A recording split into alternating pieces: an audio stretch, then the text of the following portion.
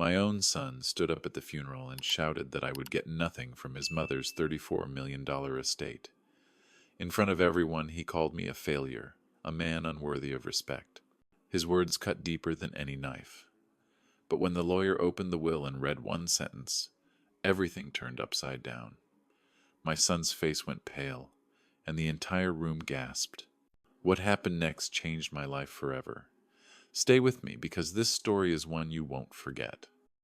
And tell me in the comments, what would you have done in my place? Once, I was just a young guy who fell head over heels for a woman named Linda. She had fire in her eyes, the kind of determination that could light up a room and silence anyone who dared doubt her. I met her at a local diner one cold winter evening.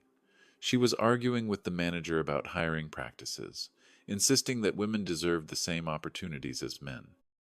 Her voice carried across the room, firm, intelligent, unstoppable. I remember thinking, this woman is going places, and I wasn't wrong. We married in the late 1982nd, full of dreams.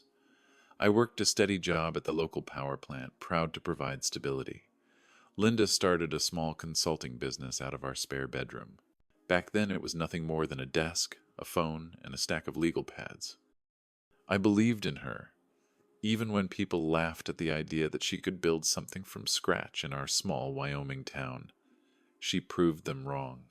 When our son Adam was born 2 years later, I thought life couldn't get better. Holding that baby in my arms, I promised him a good life. I wanted him to know the value of hard work, honesty, and keeping your word. But as Adam grew, I realized that Linda had different dreams for him. From the beginning, she poured ambition into his veins. When Adam was 7, she bought him his first computer, not a toy, but a real machine worth more than my monthly salary. He needs to understand technology, she told me, her voice brimming with certainty. The future belongs to those who think digitally. I suggested teaching him how to fish, how to ride a bike through the dusty back roads like I did as a boy. She laughed not kindly. That won't put him ahead, Robert. He needs to be exceptional, not ordinary. Oh? That was the first time I felt the gap widening between us. As her business grew, so did the distance. We moved into a house on Hillcrest Avenue, a mansion compared to the starter home we once loved. Our new dining table could seat 12 people. I used to joke that it was big enough to get lost at dinner. But Linda loved it. She wanted clients, investors, and wealthy neighbors to come and see that she had arrived. Adam thrived in that world. At 10 years old, he could hold conversations about computers and investments with grown men in suits. At 12, he sneered at the cheap wine I brought home, repeating lines he'd heard from Linda's business partners. And at 14, he rolled his eyes when I suggested a family camping trip, saying, "Dad, that's so boring. Mom's taking me to Denver for her conference. That's where the real action is." I swallowed my hurt, but deep inside I knew I was losing him. The worst came on his 15th birthday. I had imagined a backyard barbecue, some burgers on the grill, his school friends running around, laughter echoing under the summer sky. Instead, Linda organized what looked like a corporate gala, catered food, expensive entertainment, and a guest list full of her colleagues. Adam wore a designer suit, shaking hands with adults twice his age, like he was a junior executive. I pulled Linda aside that night. "This is embarrassing," I whispered. "He's 15, not 50. He should be playing with his friends, not networking." She looked me dead in the eye. "Robert, being a kid is a luxury we can't afford to give him. The world is competitive. Either we prepare him to win, or we prepare him to lose." Her words chilled me. That night, I caught Adam by the pool, standing alone, staring at the glowing water while the party swirled around him. "You okay, son?" I asked. He straightened up immediately, hiding his emotions. Of course. Why wouldn't I be? But for just a moment I saw the little boy inside him, lost and overwhelmed, and it broke my heart. After that, things only got worse. Linda's company exploded in success, landing contracts worth millions. She was constantly on the phone, constantly flying to other cities. Dinners turned into board meetings, vacations were canceled for client emergencies. And Adam, he followed right in her footsteps. By the time he turned 17, he was already talking like a seasoned businessman. "Dad, you settled for mediocrity," he told me one evening, his voice sharp as a knife. "Mom built an empire from nothing. You've had the same job for 20 years. You think that's admirable? It's pathetic." The words knocked the air out of me. Mediocrity. That's what he thought of me? After all the nights I'd stayed up fixing broken pipes, paying bills, making sure he had a warm home and food on the table? After all the love I'd poured into being present, steady, reliable? But Linda didn't correct him. She nodded, almost proud. To her, I was an anchor something holding her and Adam back. Our marriage collapsed, not with one big explosion, but with 1,000 little cracks. Missed baseball games, arguments over priorities, her obsession with building something bigger, better, richer. Finally, after 22 years, she looked at me and said, "We're not a family anymore, Robert. We're a business arrangement that's expired." The divorce was brutal. Her lawyers were sharp, efficient, and merciless. I was left with the old Maple Street house and just enough money to scrape by. Linda got everything else, the company, the fortune, and Adam's loyalty. The hardest blow came from Adam himself. "You're toxic, Dad," he told me, his eyes full of contempt. "Your small dreams, your simple life. I can't be around that anymore. Mom's world is where I belong." And just like that, my son, my only child, was gone. For the next 15 years, I lived quietly. I worked, I paid my bills. I tried not to think about the life I'd lost. Meanwhile, Linda's empire grew into something massive, a household name across Wyoming and beyond. Adam rose through the ranks of her company, the golden boy everyone admired. And me? I became a shadow, a man people whispered about, the failure, the ex-husband, the father who wasn't good enough. So when the call came telling me that Linda had passed and that I was listed as a beneficiary in her will, I couldn't believe it. Me? After everything? I didn't understand it then, but I would soon. And the storm that was coming would tear apart every assumption my son had built his life on. The chapel smelled of lilies and polished wood. Stained glass windows spilled colors across the polished pews, and the air was heavy with whispered conversations. I had slipped into the back row, hoping to pay my respects quietly, unnoticed. But nothing about my presence went unnoticed. Heads turned as I walked down the aisle. I saw the whispers, the nudges, the pointed fingers. That's him. That's the ex-husband. The man who supposedly held Linda back. The one who wasn't enough for her. I felt the weight of every stare pressing down on me, crushing the little confidence I'd built up just to come here. And then I heard a voice cut through the murmurs like a blade. "Dad." I looked up. My son Adam was standing near the front, 37 years old now, tall, confident, dressed in a sleek black suit that probably cost more than my monthly rent. He had Linda's sharp jawline, her commanding eyes, and her gift for holding a room in the palm of his hand. But his eyes were filled with something else. Disdain. "What are you doing here?" His voice carried across the chapel, echoing against the vaulted ceilings. The room fell silent. Every single mourner turned to watch. I stood slowly, my knees stiff from age and nerves. "I came to pay my respects," I said softly. "You lost that right 15 years ago." Adam took a step toward me, his shoes clicking against the stone floor. "She wouldn't have wanted you here. You embarrassed her enough when she was alive. Don't dishonor her in death." A murmur of agreement rose from the crowd. I saw faces I recognized from long-ago neighbors, old business associates nodding, whispering. I felt heat rush to my cheeks. "I'm not here to cause trouble," I said, forcing my voice to stay steady.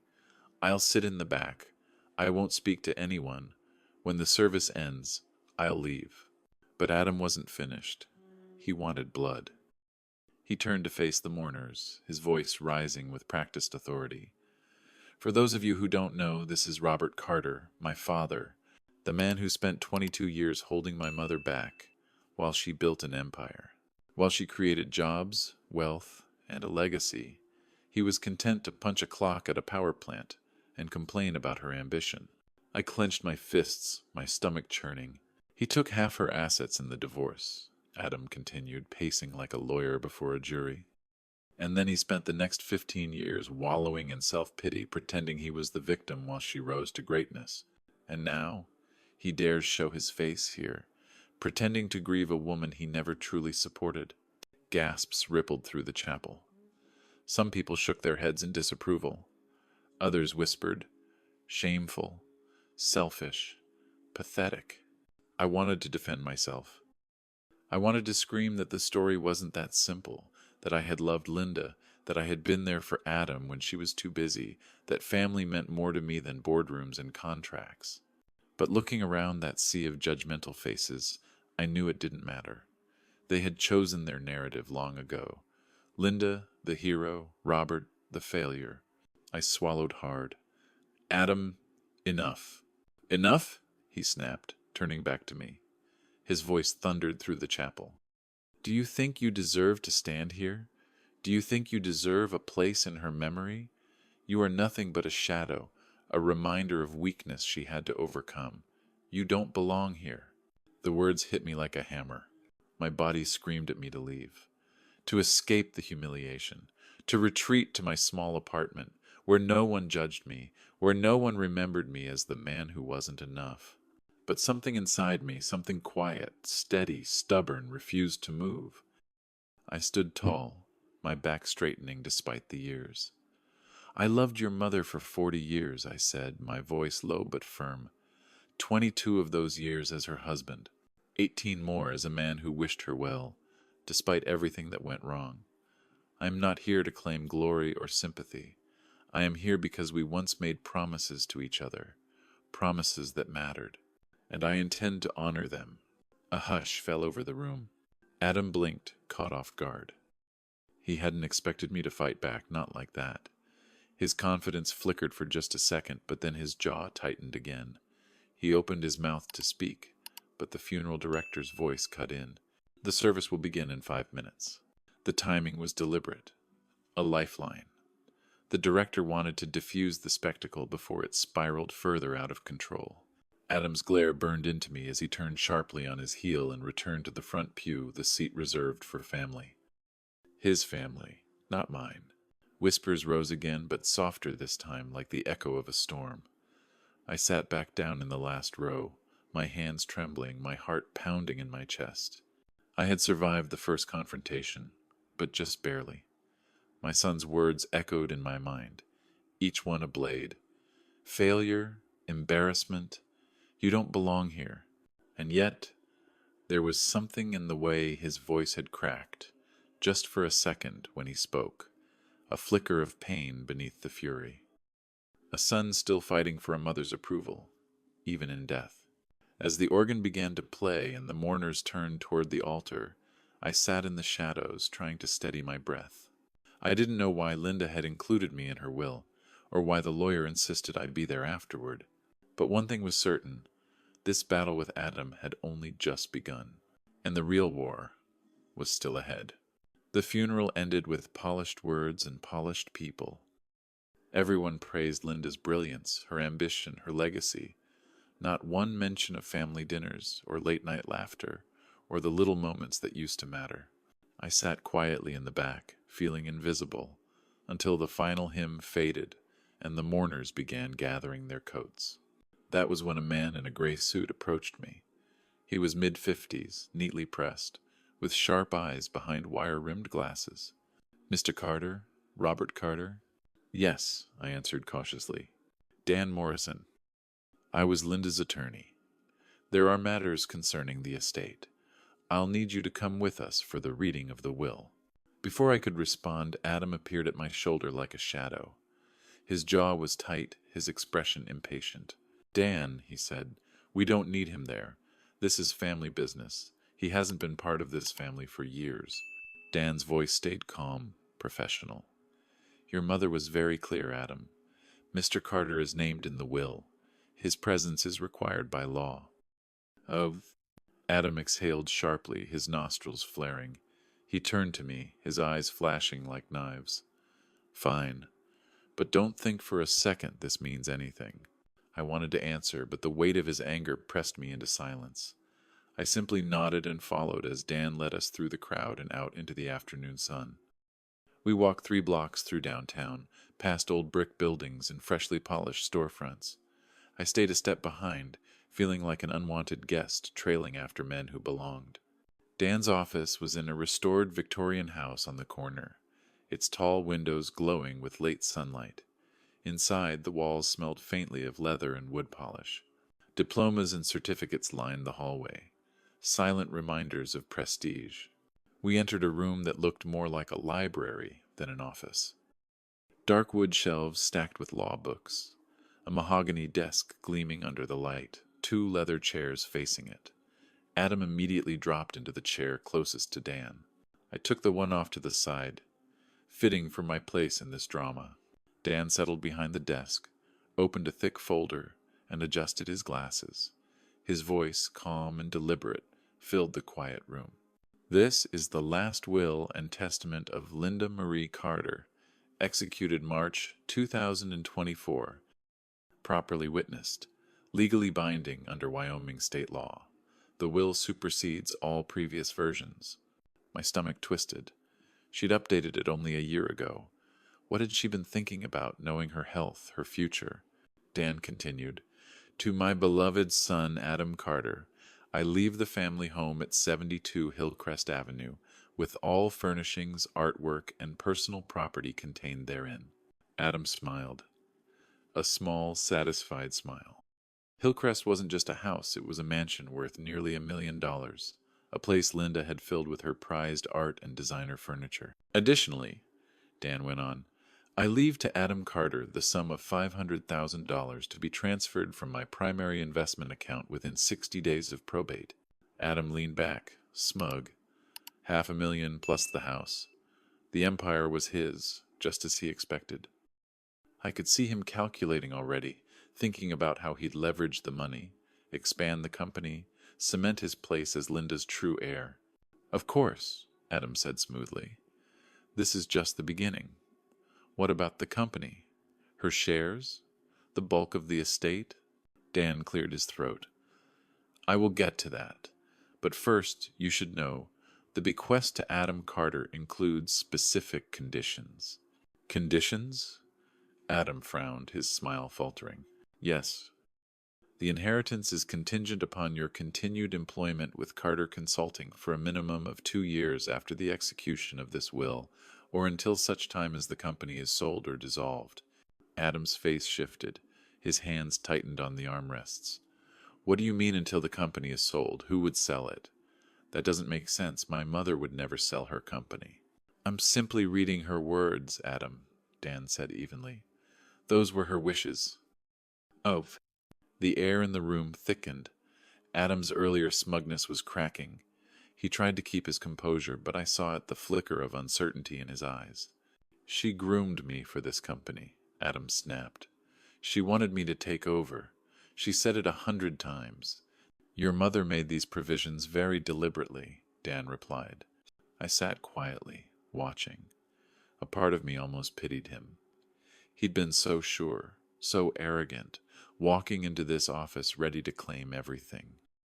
Now, for the first time, he looked unsettled. Fine, Adam muttered after a pause, trying to recover.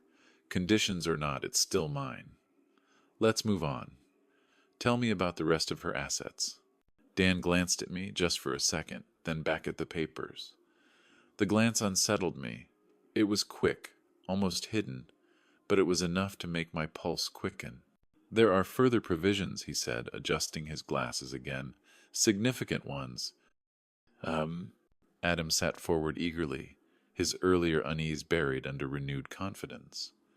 Finally, the company, the investments, the real inheritance. I shifted in my chair, uneasy. Something about Dan's tone told me that the storm had only begun. He stacked the pages neatly in front of him, his voice carrying the kind of gravity that made my chest tighten. Before I continue, Dan said slowly, I must emphasize that these were Linda's final, carefully considered wishes. She was of sound mind, fully competent, and she insisted that both of you be present for this reading. Adam nodded impatiently. Yes, yes, I understand. Just read it. I want to hear about my mother's company. But I sat frozen, dread creeping up my spine. Why had Linda insisted I be there? Why did Dan keep glancing at me? I didn't know it yet, but the ground beneath Adam's feet was about to crumble. And when it did, it would shake everything we thought we knew. For a brief moment, the room felt strangely calm. Dan's voice had just finished the section of the will naming Adam the heir to the Hillcrest mansion and $500,000 in cash. Adam leaned back in his leather chair, his lips curved into the kind of smile that had always made me feel small. It was the smile of a man convinced the world was his birthright. There it is, Adam said, tapping the armrest as though closing a deal. Exactly as it should be. The house, the money, and of course, he spread his hands grandly, the company. My mother prepared me for this my entire life. It's only natural. I stayed quiet. I could feel my heart pounding, not because I expected anything, but because I could sense something was still left unsaid. Dan hadn't finished. But Adam was already reveling. He turned to me with that same cold smirk. You see, Dad, you came all this way for nothing. The company belongs to me. The fortune belongs to me. You got a front row seat to see what success really looks like. His words stung, but I forced myself not to flinch. Instead, I studied him. The perfect suit, the expensive watch, the practiced confidence. He looked so much like his mother in her prime that it almost hurt. And yet, underneath all that shine, I saw something else, a boy desperate to prove himself, a man who couldn't stand the thought of being ordinary. Dan cleared his throat. There are still provisions to be read. Yes, Adam said, waving his hand. Formality. Just tell us what percentage of the company is mine. But I noticed something in Dan's careful tone, the deliberate way he shuffled the pages. My pulse quickened. Adam Carter, Dan read. Your inheritance of the Hillcrest property and the $500,000 sum shall be granted in full, provided you meet the employment conditions already specified. Beyond these assets, there are no further direct bequests to you. The words landed like a stone dropped into still water. For a moment, Adam didn't move. He sat frozen, blinking at Dan as though he hadn't heard correctly. Then his jaw tightened. What? Dan repeated, slower this time, his voice calm but firm. There are no further direct bequests to you. The smile slipped from Adam's face, his cheeks flushed. That's not possible. That has to be a mistake. The company shares her investments. Those all come to me. Dan adjusted his glasses. Your mother's will was explicit. The remainder of her estate has been left to another party. Silence. The ticking of the old clock on the bookshelf suddenly felt like a hammer inside my head. Adam pushed forward in his chair, his composure unraveling. No, this is ridiculous. I am her only child. She built everything with me in mind. She promised me I would take over. I am the rightful heir. I sat still, stunned. I hadn't expected anything from this will. If anything, I had assumed she included me only as a courtesy, perhaps forgiving an old debt. But the way Dan's eyes kept flicking toward me told me the storm was headed in my direction. Adam's voice grew louder, desperate. What is this nonsense about another party? Who? Who else could she possibly leave it to? Dan closed the folder momentarily, folding his hands. I will get to that in a moment. But first, Adam, I must remind you that these were your mother's final, considered wishes. She was of sound mind when she signed them, and she underwent independent evaluation to ensure their validity. This is insane, Adam shouted, slamming his palm against the desk. Papers jumped. She wouldn't do this to me. She couldn't. Adam, Dan said firmly, I need you to control yourself. My son turned toward me then, his eyes blazing with fury. This is your fault. Somehow you manipulated her. Somehow you turned her against me. Mr. Maxank. Adam, I haven't spoken to your mother in 15 years. I didn't even know she was sick. Liar, he spat. She wouldn't betray me like this unless someone poisoned her against me. And who else could it be but you? I shook my head slowly, trying to keep my voice calm. I didn't poison anything. Your mother made her own choices. He leaned forward, his voice low and venomous. I'll fight this. I'll drag this will through every court in the state if I have to. No way do you get a penny that was meant for me. I swallowed hard. He didn't even know what was coming, because if Dan hadn't read my name yet, it meant he was saving it for the bombshell. Dan cleared his throat again, pushing his glasses higher on his nose. Gentlemen, please, I ask for your patience. Mrs. Carter left a very detailed set of instructions, and I intend to read them in full. But it is true beyond the property and cash sum, Adam. There are no additional inheritances in your name. Adam's face twisted, a mix of disbelief and rage. So what then? Who gets everything else? Some charity? One of her board members? Don't tell me. Dan's eyes flicked toward me once more, and in that instant my stomach dropped. No, Adam whispered, following his gaze, his face drained of color, then turned red with fury. Number, don't you dare say it. But Dan said nothing more. He only turned another page of the will, his voice calm as he prepared to continue. I sat frozen, my hands gripping the arms of the leather chair so tightly my knuckles went white. My heart thundered against my ribs. For a brief second, Adam had tasted relief, victory, triumph. He thought the empire was his. But now the cracks were spreading, and we both knew the shattering blow was still to come. The room felt like it had stopped breathing. Dan's eyes moved between us, his fingers tapping the thick stack of papers on his desk. He knew what was coming next. I could see it in the deliberate way he adjusted his glasses, in the pause he took before continuing. Adam leaned forward, his fists clenched, his voice sharp. Go on. Tell us who she gave the company to. Tell us who she thought deserved everything I've worked for. Dan cleared his throat. The remainder of Mrs. Carter's estate, including controlling interest in Carter Consulting Solutions, her investment portfolios, her real estate holdings, and her securities accounts, is bequeathed to... He looked at me, directly at me. Robert Carter. The words dropped like a thunderclap. For a second I thought I'd misheard. My ears rang, my chest tightened, my breath caught in my throat. What? I whispered. Adam shot up out of his chair, his voice cracking like a whip. Number, no. You're lying. You're reading it wrong. Dan shook his head. I assure you I'm not. These are Mrs. Carter's exact words, signed and witnessed. I sat frozen, my mind spinning. $33 million. Control of the company. The empire that had once destroyed our marriage. It was impossible. Linda had spent years building Adam into her heir. She'd spent decades pushing me aside. Why would she give it all back to me? Adam's face flushed red, then pale, then red again. His hands trembled as he slammed them onto Dan's desk. This is fraud. My mother would never do this. She groomed me my entire life. She told me the company was mine.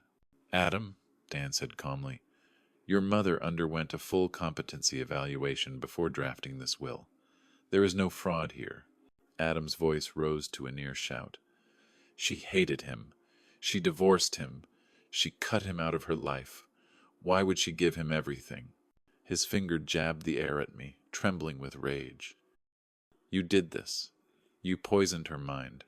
You manipulated her when she was vulnerable. Admit it. I shook my head, still dazed. I haven't spoken to your mother in 15 years. I had no idea. None of this...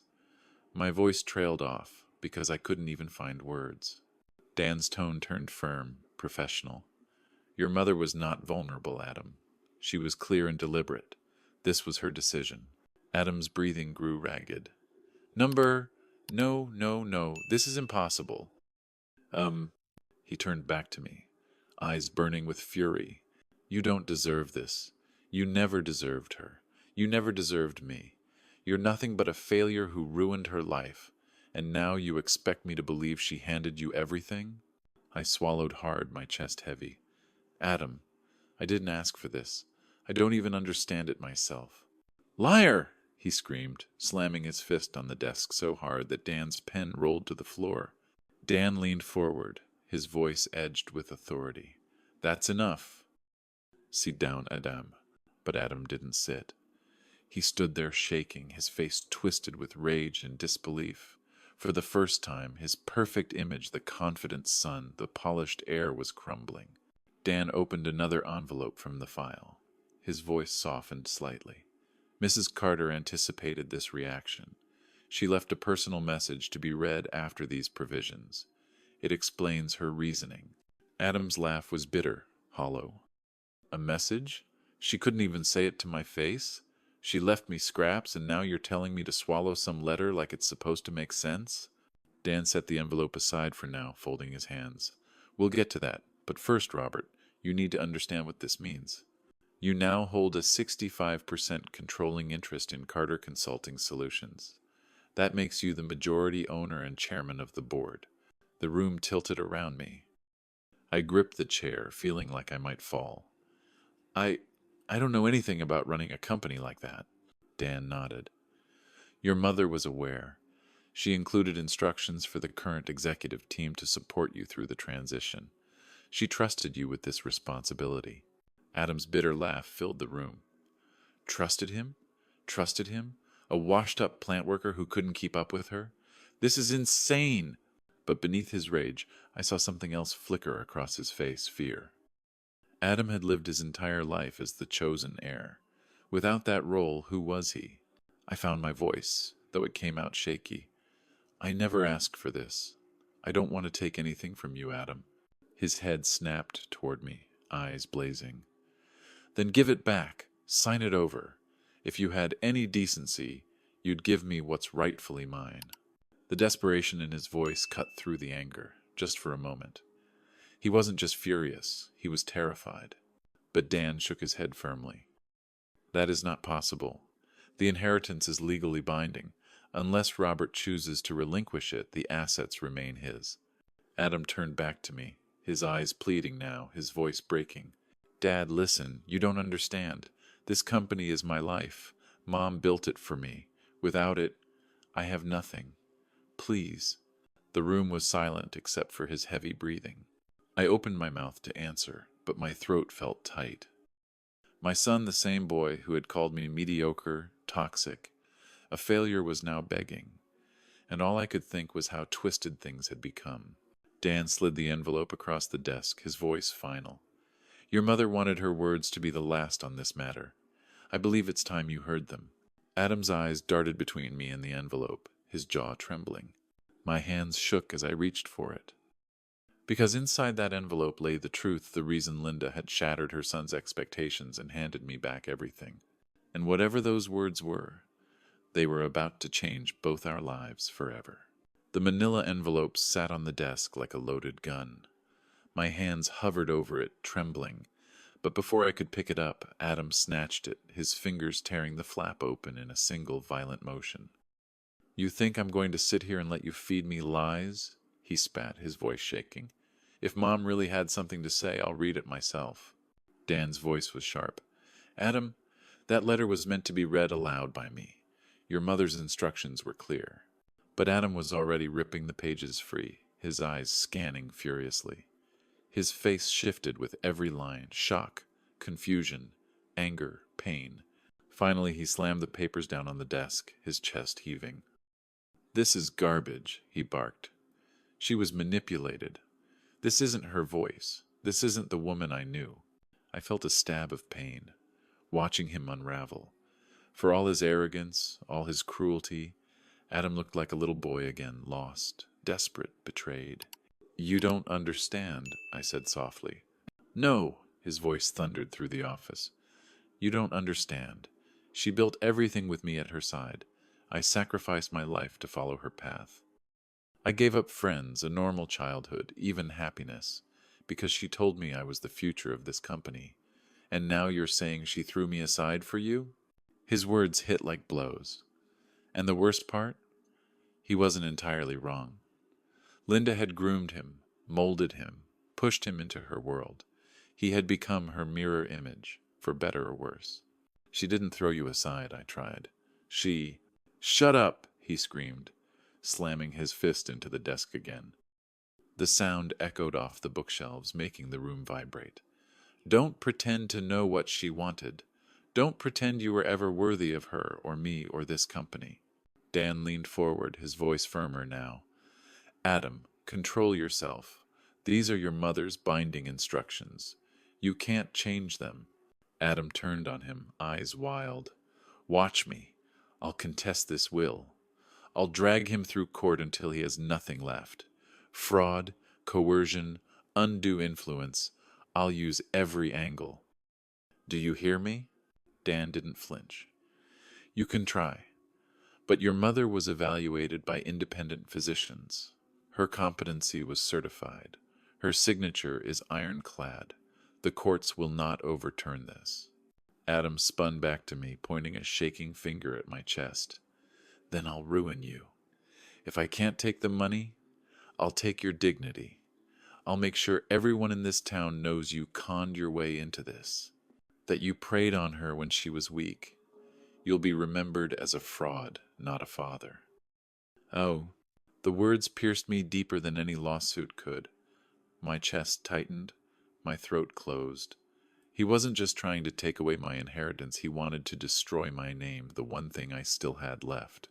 I dropped my gaze to the floor, shame washing over me. Maybe he was right. Maybe I didn't deserve this. Maybe Linda had made a mistake. Memories crashed over me, Linda's cold stare during our last argument, Adam's words years ago calling me mediocre, the whispers at the funeral that I was an anchor dragging her down. All of it piled onto my shoulders until I felt crushed under the weight. I whispered almost to myself, maybe I should walk away. Adam's head snapped up, his eyes gleaming with triumph. Yes, walk away. Sign it over to me. Prove, for once in your life, that you're not the selfish failure she thought you were. End quote. Something inside me cracked. For a moment, I almost believed him. I almost gave in. I imagined signing a piece of paper, handing him the empire, and slipping back into obscurity. No lawsuits, no humiliation, no more pain, just peace and quiet until the end of my days. But then, I saw Linda's handwriting on the pages Adam had tossed aside. I saw the familiar curve of her letters, the ink pressed deep where she'd always written with too much force. And I remembered Dan's words. She insisted on these instructions. Linda hadn't been weak. She hadn't been manipulated. She had known exactly what she was doing. And for the first time in 15 years I felt her presence not as the ruthless businesswoman, but as the woman who once laughed with me in our tiny apartment, who once whispered forever on our wedding day. I sat up straighter, meeting Adam's furious eyes. I'm not walking away, I said quietly. His face twisted. Then I'll destroy you. Dan spoke before I could respond, his voice cutting through the chaos like steel. Adam, enough. You've embarrassed yourself long enough. Your mother left you more than most people will ever see a valuable home and $500,000. If you can't accept that, then you dishonor her memory. Dishonor? Adam barked, his laugh sharp and bitter. The only dishonor here is that she gave her life to a man who wasted it. And now she's left her empire in the hands of someone who doesn't even want it. The words echoed in the room, heavy and cruel. And in that moment I felt it. The lowest point of my life. My son's hatred, the disbelief of everyone around me, the crushing weight of responsibility I didn't ask for. I had been handed everything but at the cost of losing the last shred of my son's respect. I lowered my head, my voice almost breaking. Maybe I don't want it. Well, the silence that followed was suffocating. Adam leaned back, victorious. For the first time, I saw him relax, convinced he had won. But deep inside, a quiet ember still burned. I didn't know it yet, but Linda had left me more than money and titles. She had left me a card hidden up her sleeve, one Adam wasn't ready for. And when it came to light, it would change everything. The room was suffocating. Adam sat across from me, his face red with rage, his chest rising and falling like a man in the middle of a fist fight. My own hands trembled on the armrests, the weight of his accusations pressing me down. I was seconds away from breaking. That's when Dan slid the envelope back across the desk toward me. His voice was firm but not unkind. "Mr. Carter, Robert, your ex-wife asked me to read this letter aloud after the will was announced.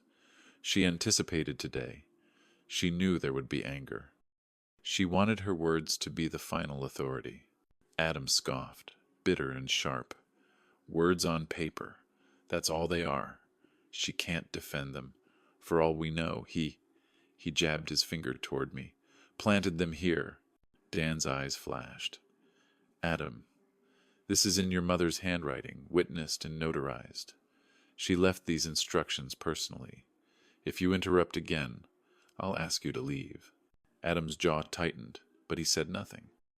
He folded his arms, glaring at me as though sheer hatred could burn me to ash. Dan carefully unfolded the cream-colored stationery, the ink dark and deliberate. When he began to read, it was as though Linda's voice filled the room.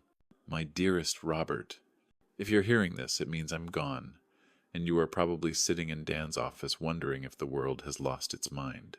I can picture the look on your face, confused, cautious, bracing for disappointment. Let me assure you, this is no mistake. What I've left for you is intentional, it is deliberate, and it is earned." My chest tightened. Hearing her words after so many years, was like being struck by lightning. Dan continued, "You always thought you were the small man in our marriage. You weren't. I was blinded by ambition, by pride, by the hunger to prove myself. And I forgot that the greatest gift wasn't success, it was the man who tried to remind me of balance. Robert, you begged me to see what really mattered. I was too stubborn, but I never stopped loving you, not even when I pushed you away."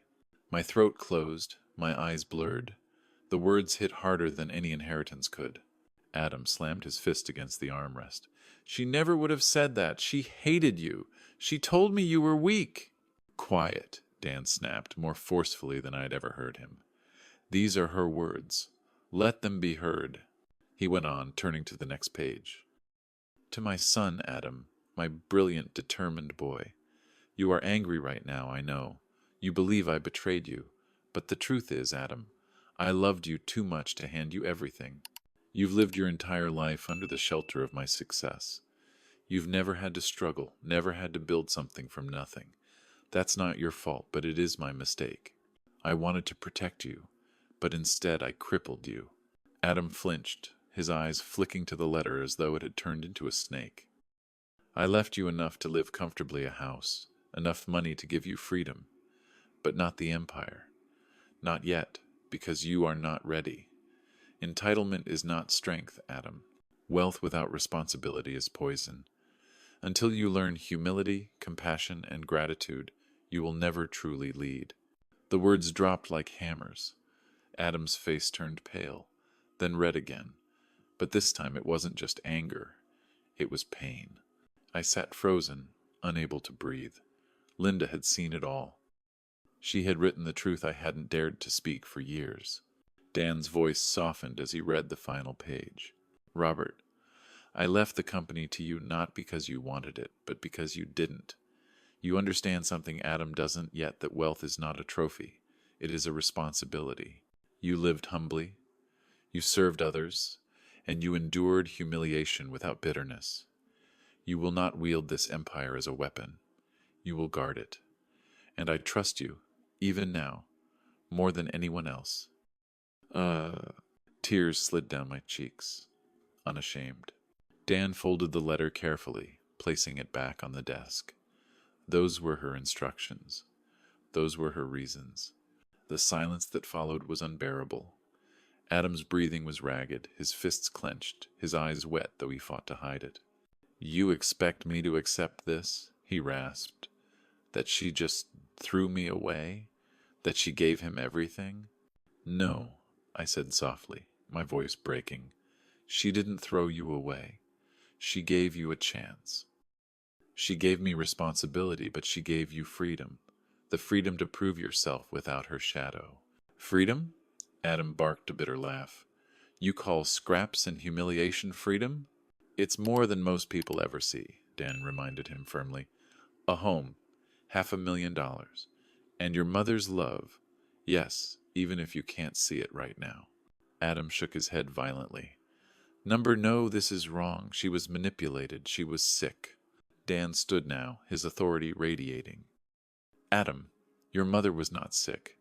She was tested, examined, and declared competent. These are her unshakable wishes. You can rage all you like, but the ink on these pages is the truth. I took a deep breath, my voice trembling. Son, I don't want to take anything from you, but I can't undo her choices. This was her final gift to both of us. To me, she gave trust. To you, she gave a chance to become your own man. For the first time, Adam looked at me not with fury, but with something else. Something raw, almost vulnerable. His lips trembled, his jaw tightened, and then, just as quickly, the wall slammed back into place. This isn't over, he said, his voice low, almost a growl. I'll find a way. I'll tear you down. You'll see. He grabbed his coat and stormed toward the door, slamming it shut so hard the windows rattled. And just like that, I was left sitting in stunned silence. Dan placed the folded letter gently into my hands. She wanted you to have this, Robert, the original copy. Her words not just for today, but for every day you doubt yourself. I clutched the pages to my chest, feeling their weight, heavier than gold. For 15 years I had lived as a man forgotten, a man dismissed as mediocre. And now, in her final act, Linda had restored me, not just with money or titles, but with her words, with her love. The hidden card had been played. And for the first time in decades, I no longer felt small. The echo of the door slamming still vibrated in the walls when silence swallowed the room. My son was gone, his fury trailing behind him like smoke from a fire that hadn't burned out yet. I sat with the letter pressed against my chest, unable to move. Linda's handwriting, Linda's words. After all the years of silence, they had reached me across the grave. Dan watched me quietly, his glasses folded in his hand. She knew this would be difficult, he said gently. She wanted you to hold on to her words when the accusations came. I let out a shaky breath. Accusations? You think there'll be more?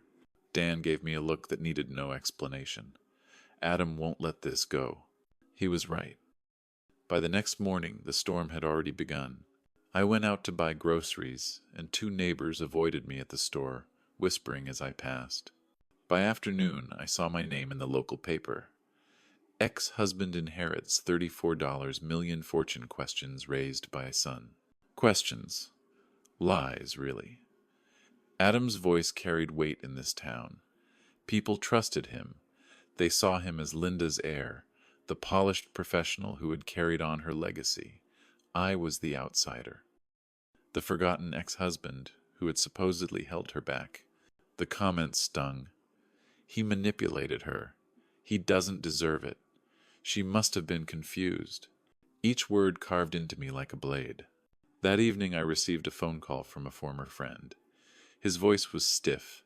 Robert, maybe it's better if you stay quiet for now. People are upset.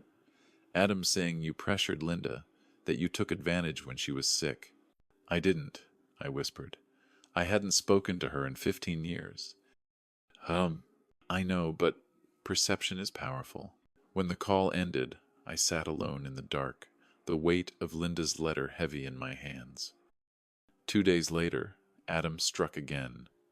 This time, in public. The town held a business association meeting at the country club, an event Linda herself had often dominated with her sharp wit and commanding presence.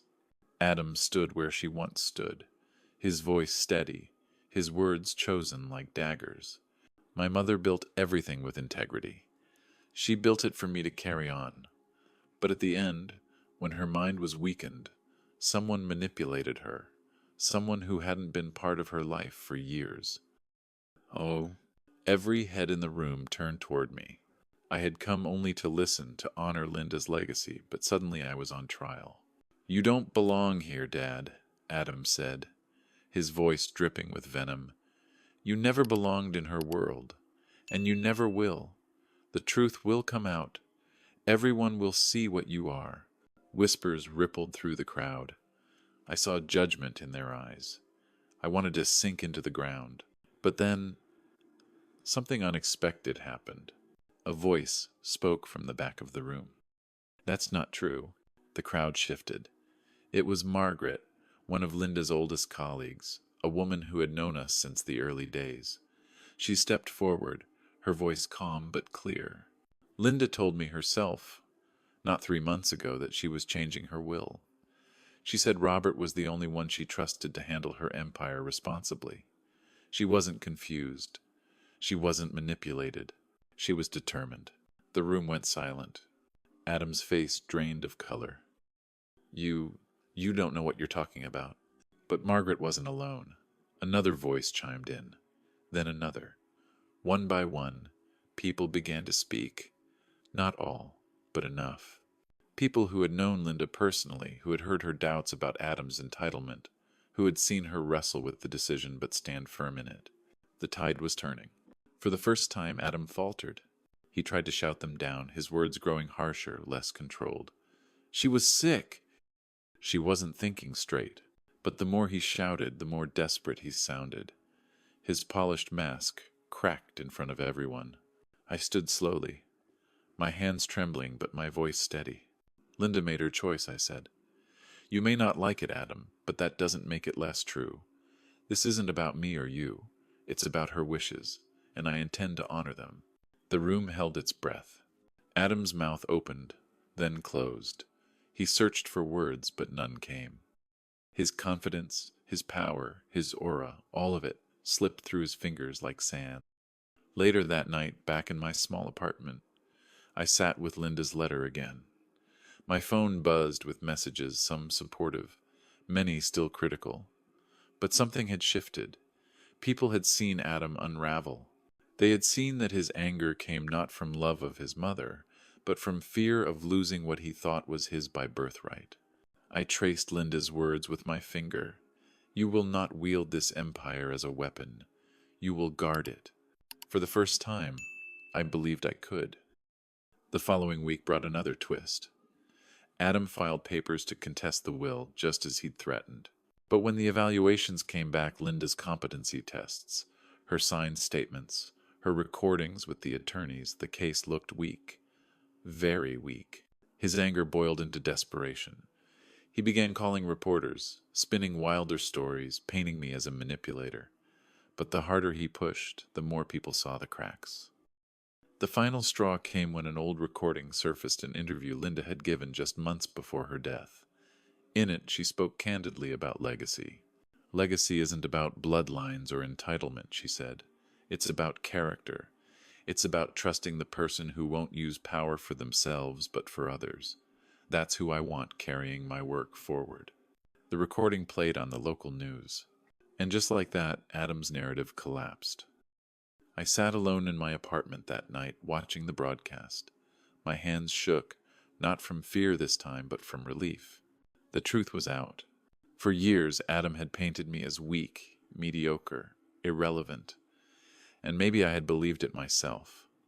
But Linda's voice, carried beyond the grave, had cut through the lies. The world was beginning to see Adam for who he was, angry, entitled, unprepared. And they were beginning to see me differently, too. Not as the failure husband, but as the man Linda had trusted in the end. The twist was not just that I had inherited her empire. The twist was that her voice had silenced his. The courthouse smelled of old wood and polish, the air heavy with the weight of arguments that had echoed there for generations. I had never imagined myself sitting at a polished oak table with lawyers by my side. I was a retired power plant worker, not a man who fought legal battles. And yet, here I was dragged into court because my own son couldn't accept his mother's final choice. Adam sat across from me, immaculate as always in a tailored suit. His jaw was tight, his eyes blazing. He had gathered a team of attorneys, the kind who charged by the hour more than I'd made in a week. They whispered around him, feeding his confidence, but I could see at the cracks, the restless way his fingers tapped the table. The judge entered, and the room hushed. "This matter concerns the estate of the late Linda Carter," she said, her voice steady. "Specifically the contesting of her will by Adam Carter." Adam's lawyer rose first, his words smooth and sharp. "Your Honor, this will is suspect. Mrs. Carter, a brilliant but overworked woman, was in declining health. It is our belief she was unduly influenced by her ex-husband, Robert Carter, who stands to gain an empire he neither built nor deserved." The words burned. I wanted to stand, to defend myself, but my attorney placed a hand on my arm. "Patience," he whispered. Adam leaned back, satisfied. His eyes darted toward me, daring me to fight. Then Dan Morrison, Linda's attorney, rose. His voice was calm, deliberate. "Your Honor, this will was executed with full legal safeguards. Mrs. Carter was examined by 2 independent physicians. Both confirmed she was of sound mind. The will was signed, witnessed, and notarized. There is no question of validity." He paused, then placed a thick folder on the table. "We also submit recordings of Mrs. Carter explaining her decisions, transcripts of her meetings with us, and letters she wrote in her own hand. She was not confused. She was determined." The judge examined the documents, her brow furrowed. Adam's lawyer objected, tried to poke holes, but each attempt fell flat. The evidence was overwhelming. And then came the moment that sealed Adam's fate. Dan requested permission to play the video. The screen flickered to life, and suddenly there was Linda, sharp-eyed, confident, her voice filling the courtroom. "I know my son will not understand," she said. "I know he will feel betrayed. But this is my choice. I leave him enough to live well, but I will not give him the empire. He is not ready. My ex-husband, Robert, has lived with humility. He has endured without bitterness. He will safeguard this company until Adam learns responsibility." The courtroom was silent. My breath caught. "Even from beyond the grave," she commanded the room. I glanced at Adam. His face was ashen. He shifted in his seat, his confidence draining as whispers rippled through the spectators. When the video ended, Dan's voice was firm. "Your Honor, there is no question of her intent. Mrs. Carter's wishes are clear." The judge looked at Adam's lawyer. "Do you have any further evidence?" The man hesitated, then shook his head. "No, Your Honor." Adam couldn't stay silent. He jumped to his feet. "She was wrong. She was blind. He doesn't deserve it." The judge's gavel struck. "Sit down, Mr. Carter. Outbursts will not be tolerated." But he wouldn't stop. His voice rose, desperate now. "He's a nobody. He worked a dead-end job his whole life. How could she give him everything after all I've done for her, after all I sacrificed?" The judge's eyes narrowed. "Mr. Carter, this is not about your pride. This is about your mother's legal wishes. And based on the evidence presented, this court rules in favor of upholding the will. The estate shall be executed as written." The gavel struck again, final and absolute. The sound rang through me like thunder. It was done. Adam slumped back into his chair, pale and shaking. His lawyers whispered frantically, but I knew it was over. The will was airtight. His mother's words were unshakable. As the courtroom emptied, I stood slowly, clutching Linda's letter in my pocket. I had won, but it didn't feel like victory. I looked at Adam, my son, broken and furious. His eyes met mine, full of hatred and something deeper loss. "This isn't over," he hissed as I passed. "You stole my life." I stopped, meeting his gaze. My voice was quiet but steady. "No, Adam. Your mother gave you a chance at a life. What you do with it now, that's up to you." He turned away, his shoulders shaking. For the first time, I wondered if the punishment was worse than he could bear. The fallout was swift. News spread of the court ruling. The town that once whispered about me began to shift its tone. Articles spoke of Linda's deliberate choice, her recorded testimony, her trust in me. Adam's image, the golden heir, was tarnished. Investors began to distance themselves, wary of his temper, his instability. Meanwhile, I walked into Carter Consulting for the first time as chairman. The employees greeted me cautiously at first, unsure of who I was. But when I spoke, I told them the truth. I am not Linda. I am not Adam. I don't pretend to know everything about running this empire, but I promise you this. I will honor Linda's vision, and I will lead with integrity. To my surprise, people nodded. Some even smiled. They were tired of fear, tired of entitlement. They wanted stability. That night, alone in my apartment, I sat with Linda's letter again. You will not wield this empire as a weapon. You will guard it. Adam had tried to use it as a weapon and it destroyed him. I had been given the chance to guard it, and now the responsibility rested on my shoulders. Karma had spoken. Adam's arrogance left him with nothing but bitterness. My humility, long mocked as weakness, had become my strength. Linda had seen it all along. And in the end, justice wasn't just in the courtroom ruling. Justice was in the shift of hearts, in the recognition that true worth isn't built on pride, but on character.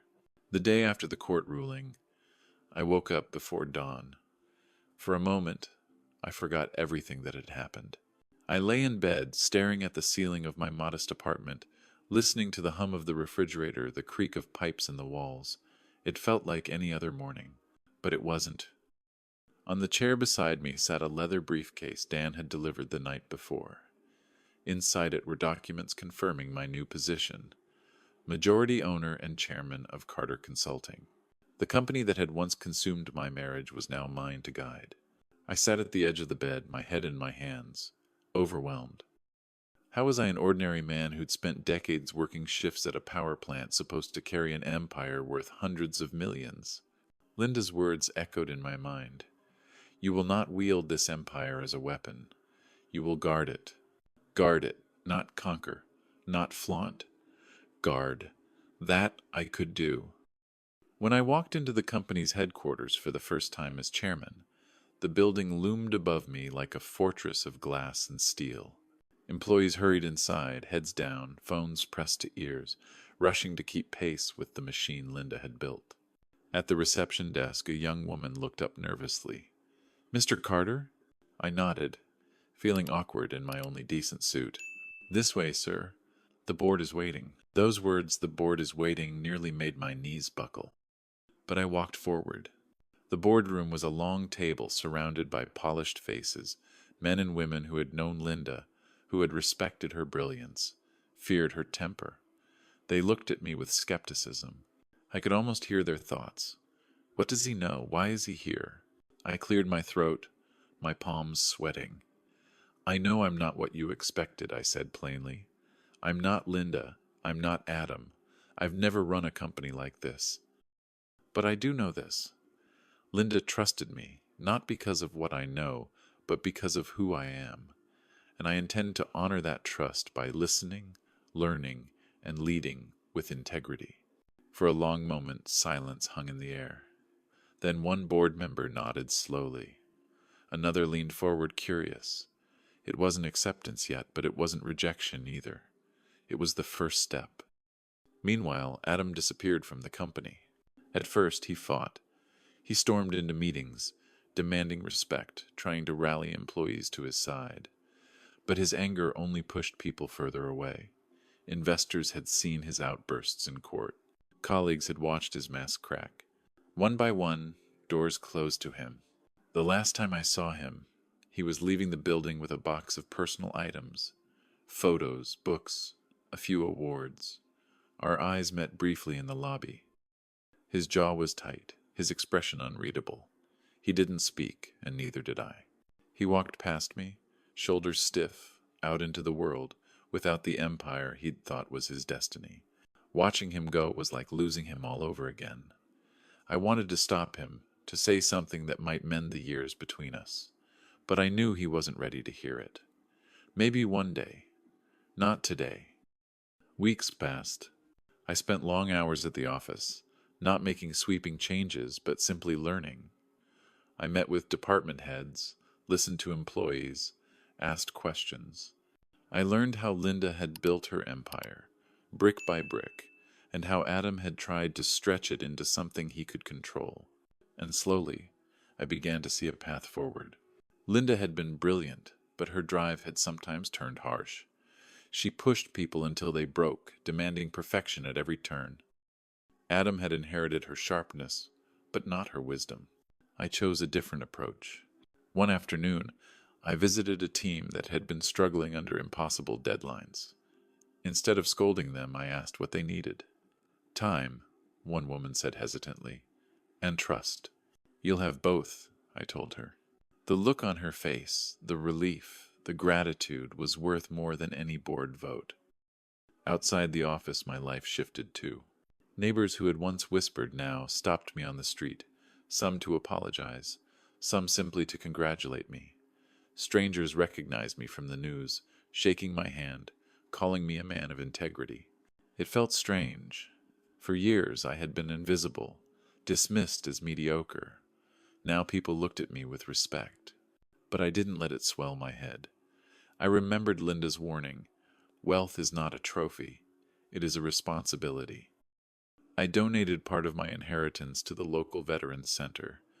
I funded scholarships at the community college. Small steps, but meaningful. Each act felt like healing not just for me, but for the memory of what Linda and I had once shared. At night, when the office was quiet and the world slowed down, I often sat with Linda's letter. I traced the ink with my fingers, hearing her voice in every word. She had admitted her mistakes. She had confessed her pride, her stubbornness. She had trusted me one last time. And though we never reconciled in life, her final act was a bridge across the years of bitterness. A bridge I could finally walk across. One evening, I stood outside the Hillcrest mansion, the home Linda had left to Adam. The lights were off. The place looked empty, cold, a shell of what it once was.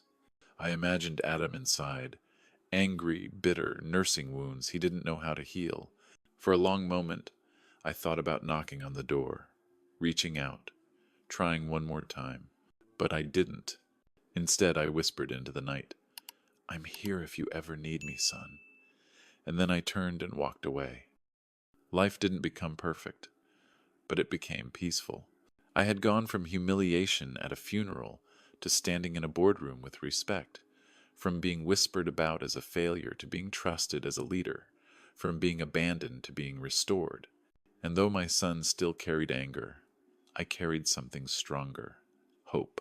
Because Linda had been right about one thing. Love doesn't die. It endures even through bitterness, even through loss. And maybe, one day, that love would be enough to reach Adam too. When the storm finally settled, I found myself back where I began, sitting at my small kitchen table, a cup of coffee in hand. The difference was, I wasn't the same man anymore. Weeks had passed since the courtroom battle, since Adam stormed out of the company for the last time. The town had moved on to its next scandal, but my life had been rewritten. The ex-husband no one respected had become the man Linda trusted most in her final act. Yet victory didn't feel like triumph. It felt like weight, the weight of an empire, the weight of responsibility, the weight of a broken relationship with my son. Some nights I lay awake, asking myself, why me? Why would Linda, who had once chosen ambition over family, circle back at the end and place everything in my hands? The answer always came from her letter, her words. Because you never wanted it. Because you lived with humility. Because you understand that wealth isn't a prize, but a duty. She was right. I didn't want riches. I didn't crave power. But maybe that was exactly why I had to carry it. I began to live by a simple truth. Wealth reveals who you are. For Linda, wealth had revealed her brilliance, but also her pride. For Adam, it revealed entitlement, impatience, and hunger for control. For me, it revealed something I hadn't known I possessed: endurance. Every day I stepped into that office, I felt the eyes of people waiting to see me fail. And every day, I chose to listen, to serve, to respect. Slowly, skepticism softened. People stopped whispering. They began to trust me. Not because I was the smartest man in the room, but because I was honest enough to admit I wasn't. And maybe that was the leadership Linda had been looking for all along. But no amount of board meetings or headlines could fill the silence between me and Adam. He refused my calls. He returned letters unopened. I heard rumors he sold the Hillcrest house, spent time traveling, chasing something he couldn't name. Part of me was angry. Angry at his cruelty, his accusations, the way he'd humiliated me at the funeral. But beneath the anger was grief. Because no matter how much money I inherited, no matter how many people respected me now, I was still just a father without his son. And that was the greatest punishment of all. Not minahis. Because while Adam lost the company, the money, and the public's admiration, what he really lost was his mother's last chance to guide him. Her letter wasn't meant to destroy him, it was meant to save him, to break him free from the prison of entitlement. But he wasn't ready to hear it. In quieter moments I remembered the little boy he once was. The boy who held my hand at the county fair, who laughed when I taught him how to ride a bike, who looked up at me with wide eyes when I fixed a broken toy. That boy was still in there somewhere, buried under years of pride and pressure. And maybe one day he'd find his way back. Until then, I carried on. I often visited Linda's grave on Sundays. I brought flowers, not roses or lilies, but wildflowers, the kind she carried in her hands on our wedding day. I would sit there for an hour, sometimes longer, speaking to her in the quiet of my heart. I don't know if I'm strong enough for this, I would whisper, but I'm trying. For you, for Adam, for us. And though the stone never answered, the wind in the trees seemed to remind me of her laughter, her fire, her stubbornness. I had lost her once. But in some strange way, through her final act, I had gained her back too. The moral of this story is not about money. It's not about who gets what in a will, or which name is on the deed. Those things fade. Houses crumble, fortunes disappear, companies change hands. The real moral is about what outlasts all of that. Character, integrity, love. Linda chose to give me her empire not because of what I built, but because of who I was when everything else was stripped away. She trusted me to guard, not to conquer, to serve, not to boast. And Adam, he faced the harshest teacher of all. Consequence. His arrogance led to humiliation. His entitlement led to loss. His punishment wasn't mine to give. It was written by karma itself. So here I sit, an old man with more wealth than I'll ever spend, but with a heart that values something far greater, dignity. Do I wish Adam had chosen differently? Of course. Do I hope one day he will see his mother's letter not as betrayal but as love? Absolutely. But in the end, I cannot live his life for him. I can only live mine, and I choose to live it with humility, with gratitude, and with the quiet strength that Linda finally saw in me. As I finish this story, I turn to you, the listener, the one who has followed me through humiliation, betrayal, and redemption. Ask yourself this: when everything else fades, money, success, pride, what will people remember about you? Will they remember the empire you built, or the character you carried? Because in the end, that is the only inheritance that truly matters.